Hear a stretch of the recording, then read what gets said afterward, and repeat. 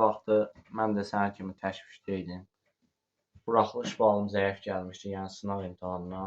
Hardasa 140 idi, indi yadıma gəldi.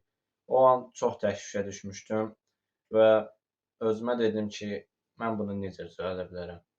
Və bir neçə üsul tapdım, ta ki buraxılış imtahanı verənə qədər. Həm də bu üsullar mənə blok imtahanında da xeyli köməkçi oldu. Bu üsulları sizlə bölüşmək istəyirəm ki, siz də mənim kimi bir ayda 149 baldan 219 bala 70 addımlıq bir istirahət edəsiniz ki, həm buraxılış balınız yüksək olsun, həm də ki, bloka motivasiyanız güclü ola bilərik. Başlayaq. Birinci nə almaq lazımdır? Əlimizə aldıq Ruşa bir qələm. Plan qur. Bu qədər sadə. Yəni birinci addımda demək istədiyim plan qur. Yazırsan. Gündə 1 saat ya da 1 saat riyaziyyat, 2 saat Azərbaycan dili, 3 saat ingilis dili. Belə yazırsan. Daha bu planı qurma şəkli sənə uyğundur. Vaxtını necə fleksibility, yəni öz qurduğun vaxtda öyrəşə bilməlisən. Və özünə hədəflər qoy. Yəni mənimki 200-ü keçmək idi bir ayda. Əslində bir ayda yox. O pişi 11-ci sinifdə buraxılışdan heç vaxt keçə bilmirdim. Ta ki gəldik yanvara, axırıncı buraxılışdan sınaq imtahanında 149 yazdım. Özümə dedim ki, belə olmur. Bunu dəyişdirmək lazımdır. Və özümə hədəf qoydum. Hədəfim 200 idi sifdə, mən 250 qoydum. Nə üçün 250 qoydum? Çünki 200 üçün qoyanda sənin balın 200-ə yaxın olur. Çox vaxt gəlirdim 170, 180 az çalışırdım. İndi 250 qoydum. Bilirdim ki, 250 yazamayacağam, amma qoydum, özümü inandırdım ki, 250 üçün çalışsam. Bu da gəldi 70 balıq bir istirahət əldə etdim.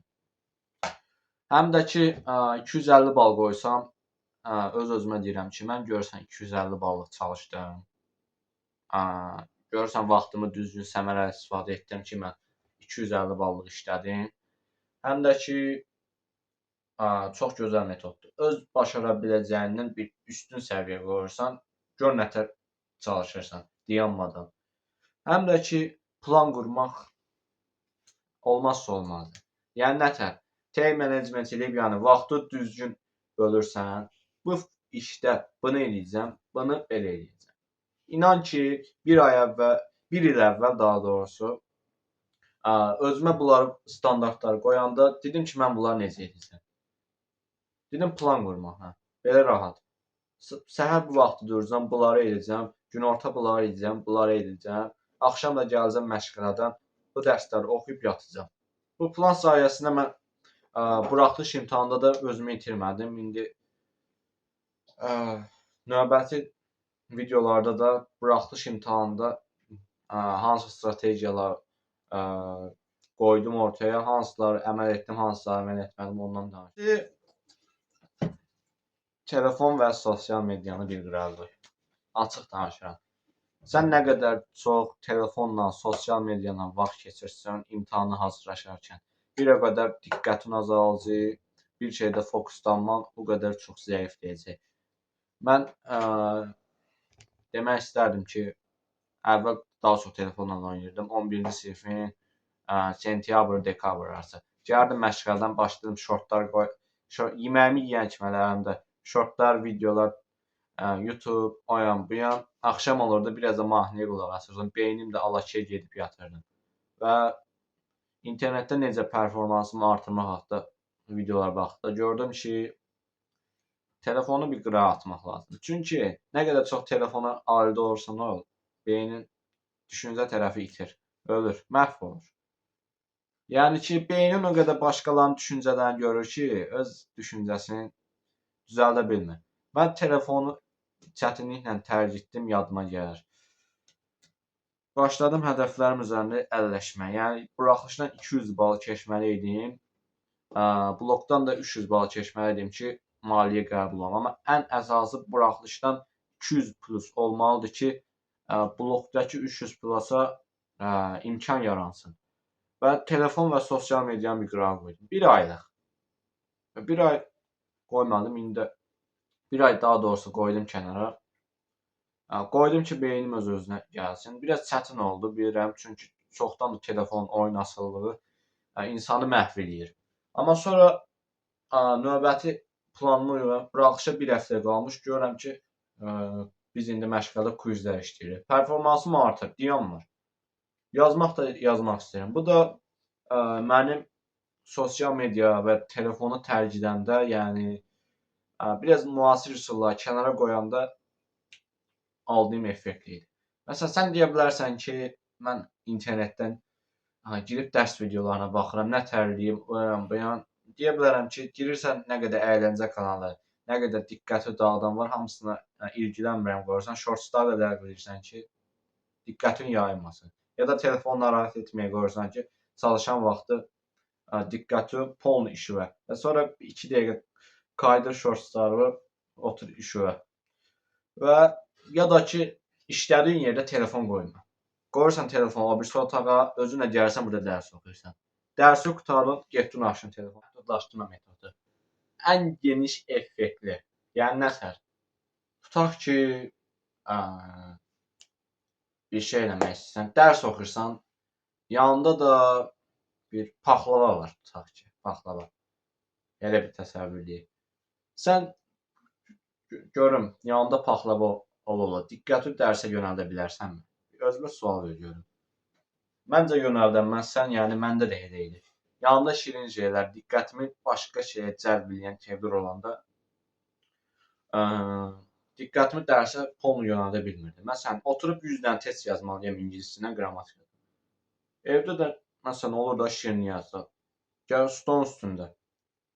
Bu da istər-istəməz diqqətimi yayındırdı. Mən də öyle boşluq olanda şirniyyatları gizlədirdim. Yəni şirniyyat görməyim. Dərsimi oxuyum, dərsimin üstündə polnu əlləşim, sonra gedim şirniyyatımı yeyim rahatcana.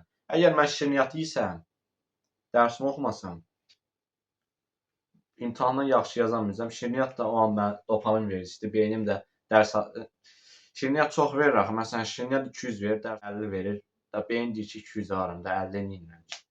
Onun kimi. Ya da özlü məhdudlaşdırmada belə bir şey deyə bilərəm ki, istər xoşuma gələn şeylər olsun, istər sən diqqətini yayındıran şeylər olsun, hamısını bir kənara qoy. Məsələn, Victor Hugo var idi.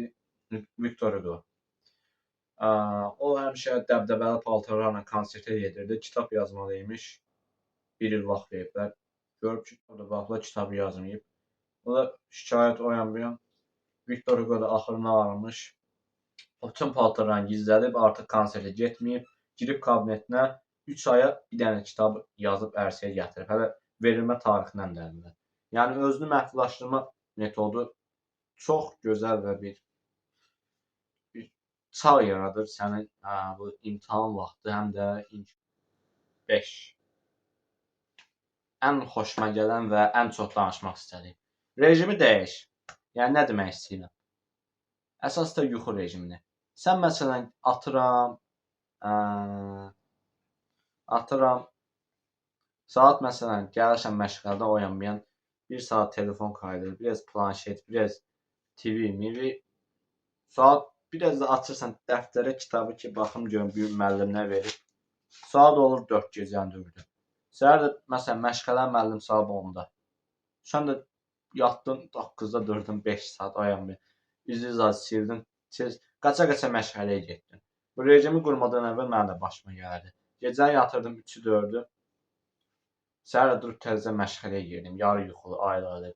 Bu da bütün gün performansıma xələl gətirdi.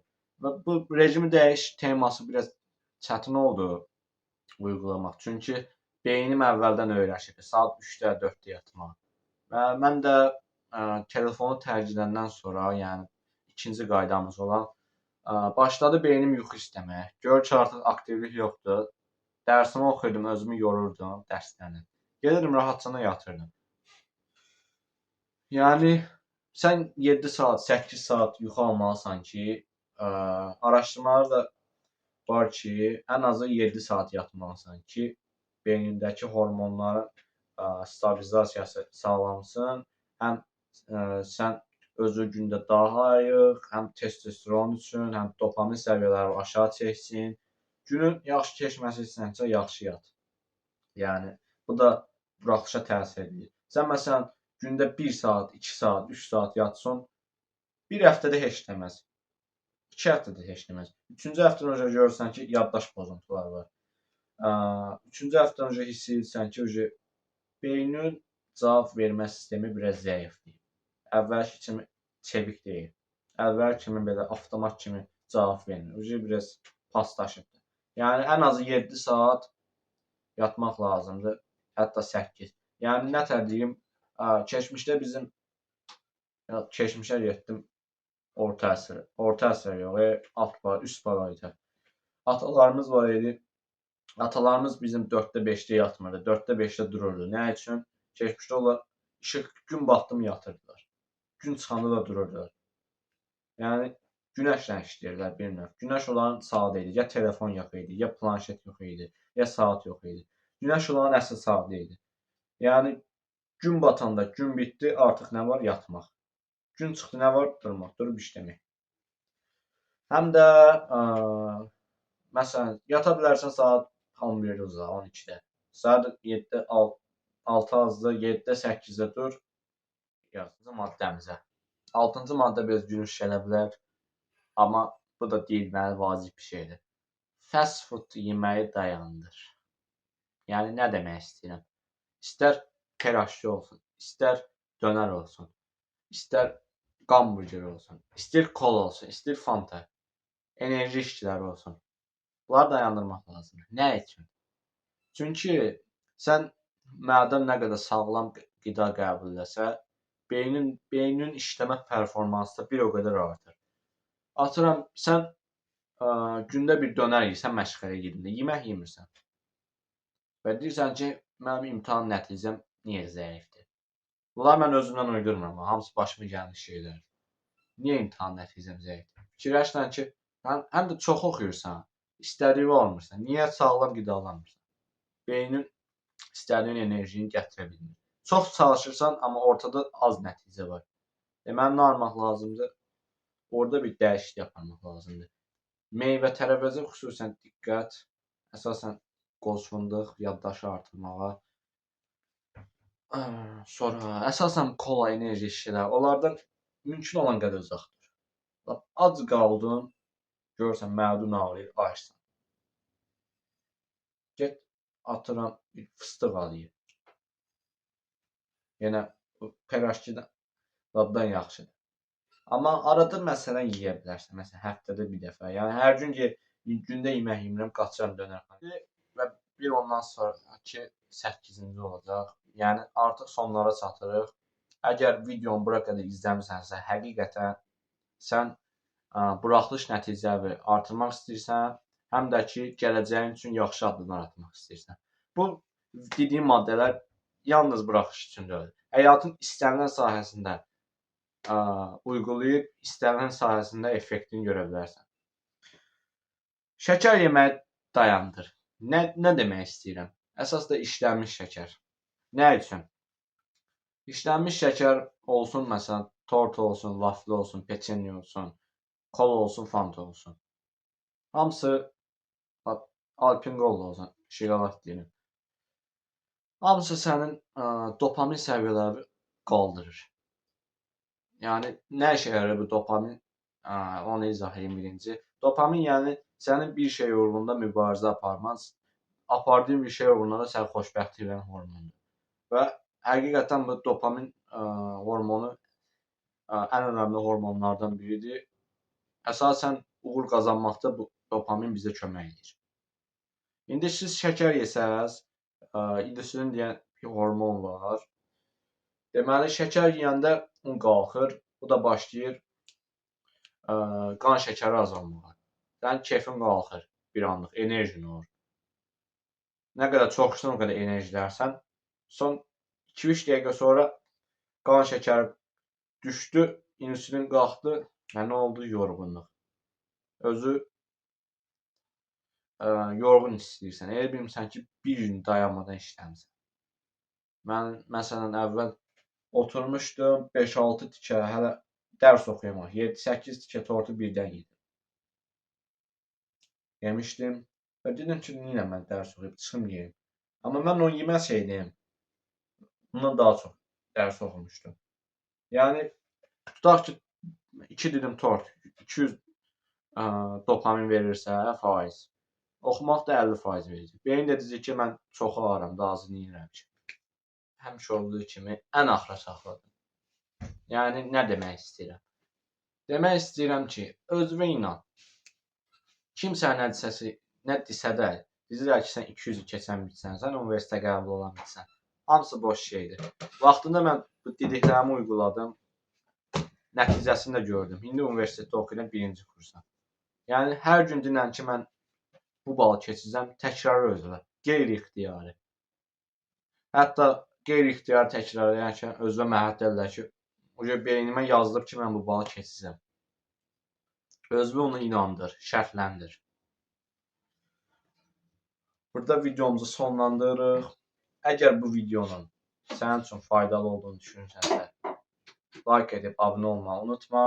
Həm algoritmamıza dəstək olarsan, həm də ki, sənin kimi həm datanla maraqlanan, həm də öz inkişaf səviyyəsini qaldırmaq istəyən insanları bir yerdə görərsən.